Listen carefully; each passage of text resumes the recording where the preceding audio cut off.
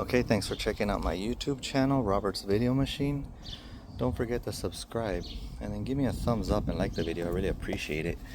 In today's video, I'm going to be showing how to remove the lower control arm.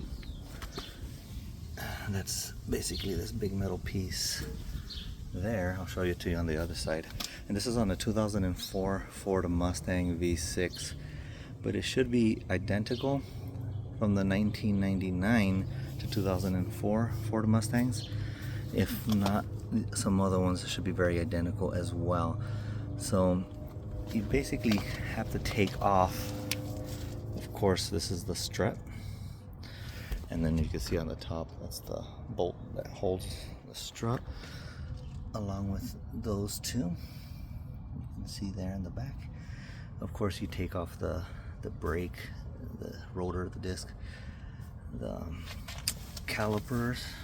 You can see those bolts there, and you can probably see the ones in the back.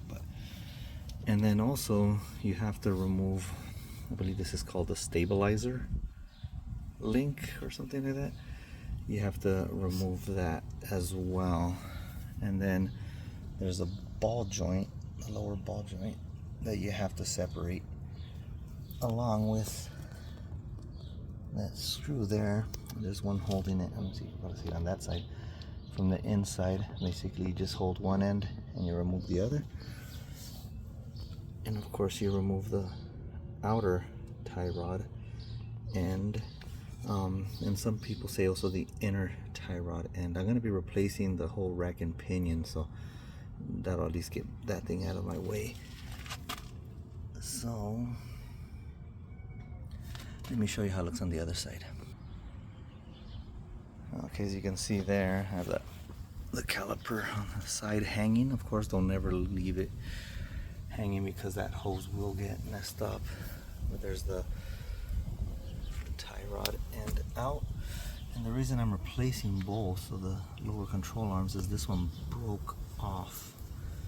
As you can see there, that's where the stabilizer link connects to. And you can see there, I have the bolt here removed, and I had to get that bolt out of the way just so I could slide it out. And this thing, basically the inner tie rod, is blocking me from removing that bolt. So I guess you could just remove, I guess, the inner tie rod end.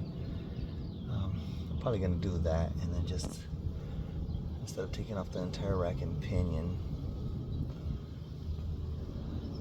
I'm still deciding what I'm going to do. But there's where the stabilizer bar link or whatever connects to, so you can see and have an idea of how everything looks like. Oh, and here's the top part of the strut that got removed.